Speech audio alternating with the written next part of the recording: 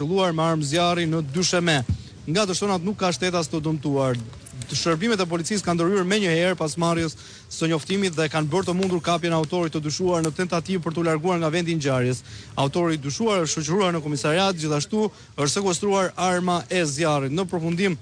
të veprimeve hetimore do t'jepet informacion shtesë, thot policia. Sikurse raportuam vetëm pak më parë në një lidhje telefonike sa i takon kësaj ngjarje, por edhe përmes fleshit informativ ka patur të shtona me armë zjarri në bankën e nivelit të dytë, një filial i Fibank në kryeqytet, në kompleksin Deli Jorgji, ku fatmirësisht nuk ka patur pasoja në njerëz dhe me ndërhyrjen e shpejtë të efektive të policisë që kanë qenë edhe në patrullim në zonën përreth dhe me dhënien e alarmit nga punonjësit e bankës, pasi kanë një sistem sigurie të lidhur me shoqëritë e sigurimeve që bëjnë ndërhyrje të menjëhershme, është bërë mundur neutralizimi i këtij personi dhe kapja e tij. Këto janë të dhënat e drejtanishme, do të shohim nëse ky subjekt është me të shkuar kriminale apo ka veprimtari të tjera të ngjashme në fushën e grabitjes apo të vjedhjeve. Ndërkohë që paktën nga vëzhgimi paraprak i kamerave të sigurisë është dokumentuar deri tani se veprimtaria e tij sa i takon vjedhjes së kësaj banke ka qenë i vetëm, por nuk përjashtohet mundësia të ketë patur bashkëpunëtor. Në fakt është për të theksuar guximi i një 58 vjeçari me Kalashnikov që hyn në dyert e një banke, gjuan dhe shkreh armën e zjarrit në dysheme për të friksuar edhe punonjësit e bankës, ndërkohë që tenton të bëjë vjedhjen e saj. Ndërhyrja e menjëhershme e policisë dhe efektiveve të komisariatit numër 2, por edhe të sektoreve të tjerë të policisë ka bërë të mundur që ai të neutralizohet shpejt dhe të vendoset përpara drejtësisë dhe të vendoset në pranga. Kjo është një ngjarje e cila në fakt ka panikosur edhe qytetarë të shumë, frekuentues të zonës që kanë qenë dëshmitar okular të kësaj ngjarje, por jo vetëm dëshmitar edhe të cënuar jetësisht dhe fizikisht për shkak se bëhej fjalë për një person të armatosur me Kalashnikov që ka patur edhe guximin të qëllojë me armë, ndoshta për të kërcënuar dhe trembur punonjësit që të arrijë objektivin e tij për grabitjen e parave. Qartë, Fation, të qëndrojmë pak këtu. Pra, kemi të bëjmë me një 58 vjeçar i cili ka arritur që të futet në ambientet e një banke në një prej zonave më të frekuentuara të kryeqytetit, siç është rruga e Kavajës dhe konkretisht pallati i Deli Jorgjit. Ka arritur që të futet në ambientet e brendshme, të qellojë me një armë zjarri tip Kalashnikov dhe fatmirësisht nuk ka persona të nduar, por nga ana tjetër është duke punuar policia për të parë nëse ka patur lëvizje të dyshimta të personave të tjerë pranë zonës. Pra ka një perimetër ku realisht është duke u fokusuar grupi hetimor, sepse është pak e çuditshme dhe mund themi te dyshuese se si një 58 vjeçar në mes të ditës në një prej zonave më të frekuentuara të ketë guximin dhe të futet në ambientet e një banke për të kryer një grabitje.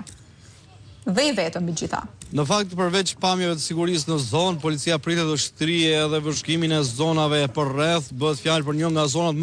më të populluara të kryeqytetit dhe një zonë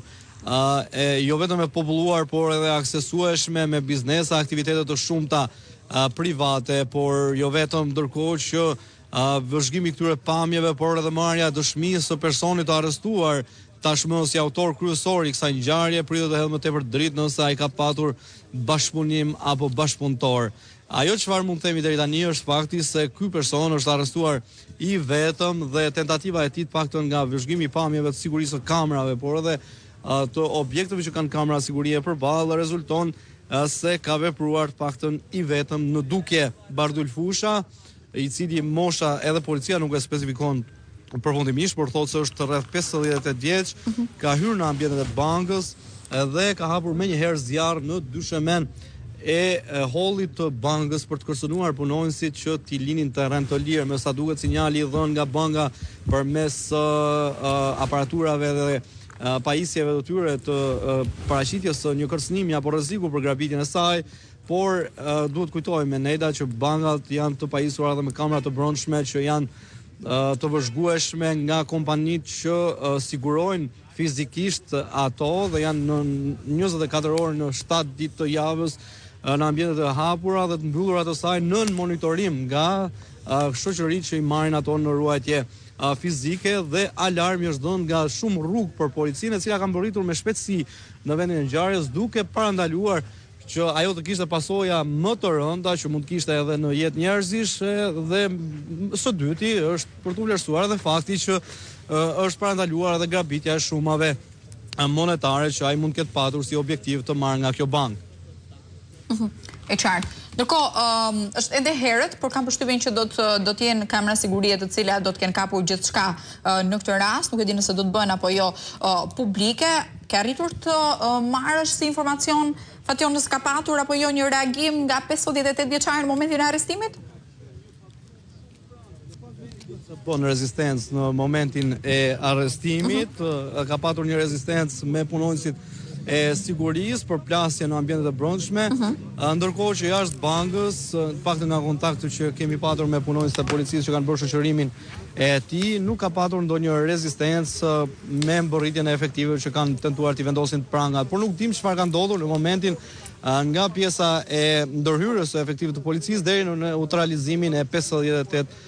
vjeçarit, i cili ndodhej i armatosur dhe arma ende ndodhet në fasadën e mbështetur, në fasadën e jashtme të bankës, e cila natyrisht është një provë dhe prova kryesore materiale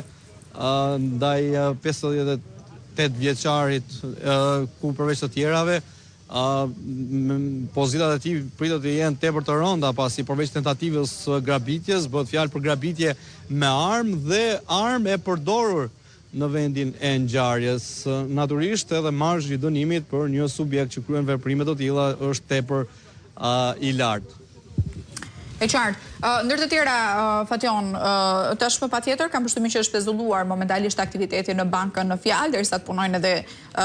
të përfundojnë veprimet e tyre nga ana e grupit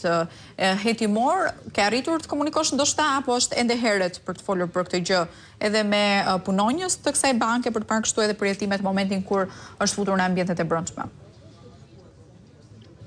Sa i takon, jo, është pamundur, duke qenë se janë subjekte tashmë që aktualisht po japin deklarimet e tyre dhe natyrisht ruajnë edhe konfidencialitetin e tyre, pasi janë punonjës të një institucioni dhe natyrisht mund të flasin vetëm përmes institucionit. Sa i takon dinamikës së saj, kanë qenë pikërisht edhe punonjësit të sigurisë që kanë arritur të ta neutralizojnë autorin e kësaj ngjarje, Bardhyl Fusha. Po referohem të dhënave nga burime jo zyrtare, mësohet se punonjësit të shoqërisë që kishin në ruajtje godinën, qoftë ato fizik, por edhe forca mbështetëse që janë paraqitur pasi kanë parë kamerat e sigurisë dhe kanë marrë sinjalizime nga kolegët e tyre pranë objektit, kanë ndërhyrë dhe kanë krijuar një perimetër duke i krijuar një situatë të pafavorshme autorit Bardhyl Fusha, duke e vendosur në pozicion të mos reagimit të mundshëm dhe kanë arritur të ta neutralizojnë, më pas kanë bërritur shërbimet policore që kanë bërë edhe arrestimin e tij. Është qelluar të paktën një herë në dysheme dhe është në fakt për të verifikuar edhe ky fakt, duke qenë se arma Kalashnikov është një armë automatike e cila mund të rrezikojë që një përdorues që nuk është njohës i mirë i saj t'i dalë jashtë kontrollit dhe shkrehet mos jenë totalisht të vullnetshme sa i takon numrit të tyre, ndërkohë që paktën një herë është shëlluar në dysheme përmes armës Bardhyl Fushës. E qartë. Fation, unë do të lë pak